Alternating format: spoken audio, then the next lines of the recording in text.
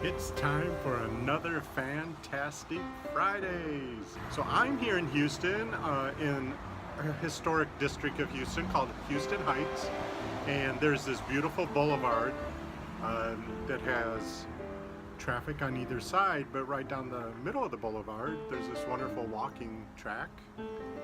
This is the middle of the week, obviously, so it's kind of quiet, but on the weekends it's just thriving with people and walking their dogs and stuff. So I like it here. It's quite pretty.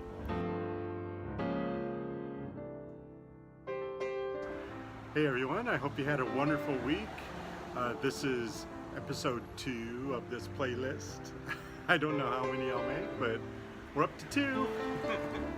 So I started this Fantastic Friday series because I wanted to, talk about how we can have fantastic days. As I mentioned last week, I end every one of my live shows with, no matter what life throws at me, I have the ability to make this a fantastic day.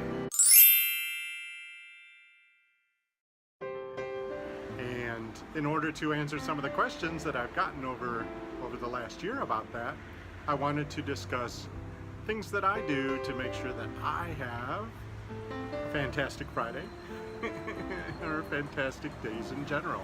So the second thing of the 5 things I like to remember each day is to be true to myself, to be fiercely true to myself.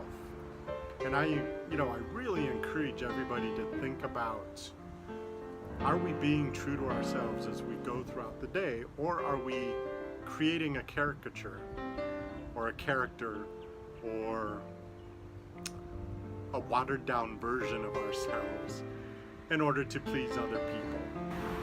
Wait for some traffic to go by so it's not so loud. Oh, there's a cool car. Looked like a DeSoto. Oh, and look, there's a Tesla. Isn't that funny? The same line of traffic. I really don't know how loud that traffic would be, so I'm going to pause until that big line goes past. So this one can seem a little tricky because sometimes we don't really know who we are anymore. We've lost ourselves to society and our families and our careers, and we've been everything to everybody, and we don't really know who we truly are anymore. And I really often think about people that figure that out at a young age, because they seem to get so much traction. They just dig in their heels to life and soar. And I really think that's wonderful. I appreciate that when I see it. But for a lot of us, we don't really know who we are, so it's hard to get that same sort of traction, right? We just kind of make it through the day. And I think what's really interesting is to try to look back and see who we were at like 5 or 6 years old, because at 5 or 6 years old, most of us kind of knew who we were going to become.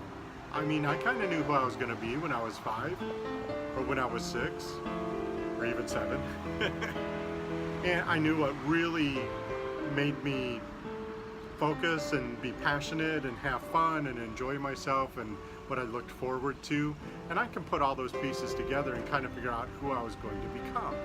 And like most people, from what I can tell, like most people, the rest of the world modified who I was going to become, whether it was my family or where we lived or the social structure of the schools I went to. That all modified who I was going to become. And so I really didn't become the man that I thought I was going to become when I was a little kid. So I recently did some soul searching because I wanted to figure out who am I really, so that I could be true to myself and be more authentic as I go throughout my day. And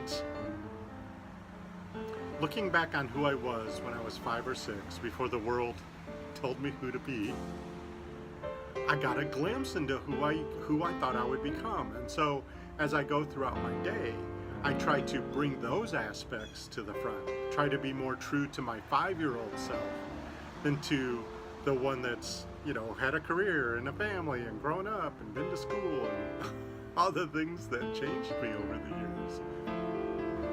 So I've sort of been on this quest to find that 5-year-old self pick his brain, think about, you know, what would he do right now, what would really be important to him, and see how I can bring that into my everyday life.